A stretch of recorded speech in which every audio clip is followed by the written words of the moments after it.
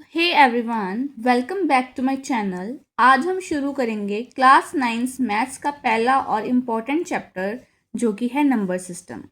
अगर आप भी are D Sharma 9th class की आर डी शर्मा यूज़ कर रहे हो तो आपने देखा ही होगा कि इसमें काफ़ी डेफिनेशंस और एग्जांपल्स हैं जिसको देख के आप कभी कभी डर भी जाते हो। सो घबराने की बात नहीं है। आज इस वीडियो में हम पूरे कंसेप्ट को बहुत इजी लैंग्वेज में करेंगे। सो शुरू करते हैं। Before we solve the problems we need to know family tree of the numbers. So first हमने पढ़ा ही होगा नेचुरल नंबर्स। नेचुरल नंबर्स कौन से नंबर्स होते हैं? नेचुरल नंबर्स वो नंबर्स होते हैं जो कि 1 से लेके अप टू सोन इन्फिनिटी तक जाते हैं, मतलब 1 2 3 4 अप टू सोन, जिसको हम क्या बोलते हैं? काउंटिंग नंबर्स भी बोलते हैं।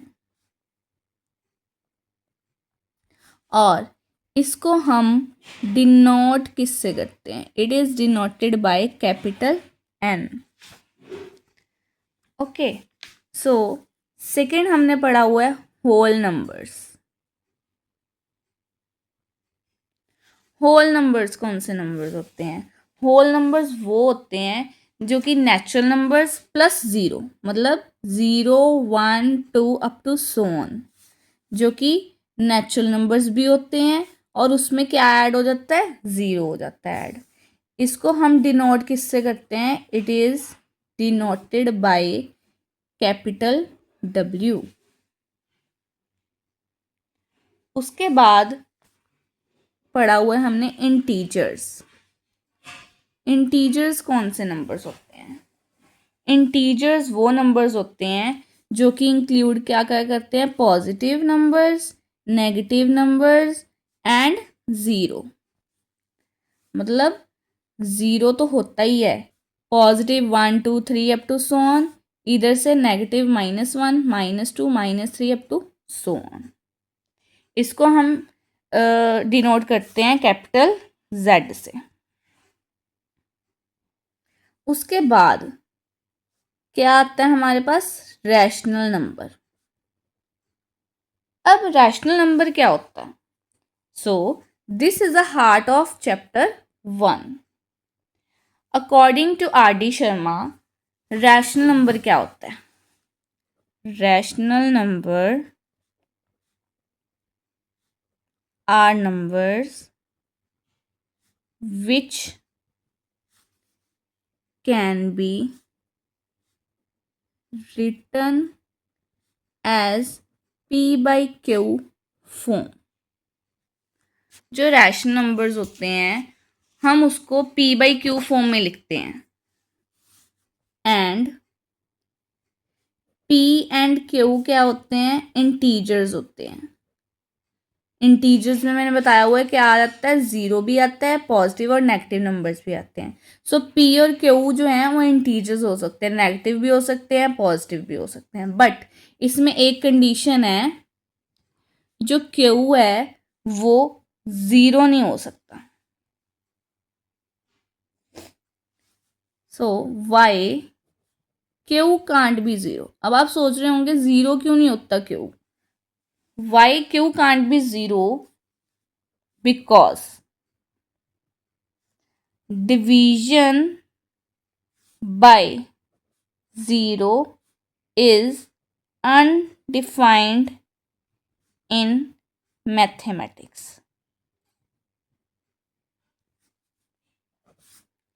अब देखो P बाई Q फॉर्म में होता है रैशनल नंबर, राइट?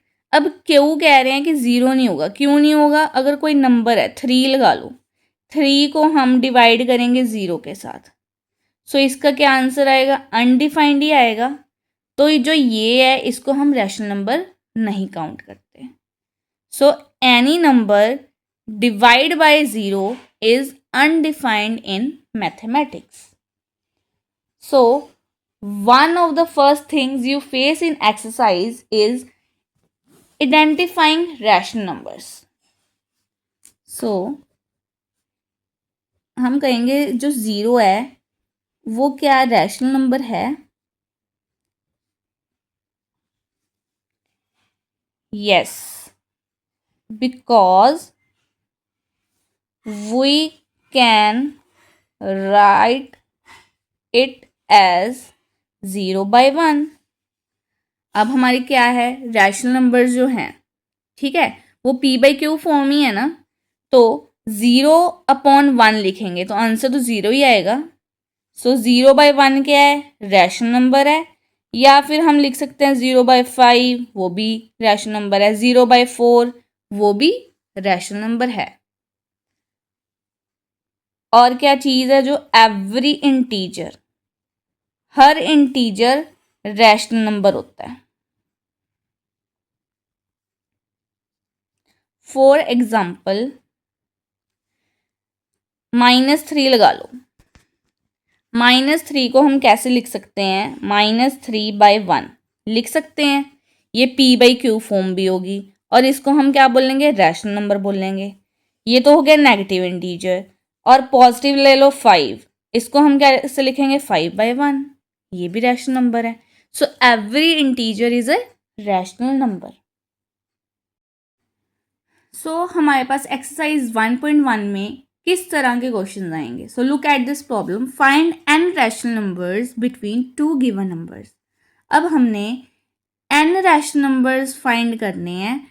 हमारे पास गिवन क्या आएंगे, 2 नंबर्स होंगे। जैसे कि हमने क्वेश्चन हमारे पास क्या है, find 5 rational numbers between 3 and 4।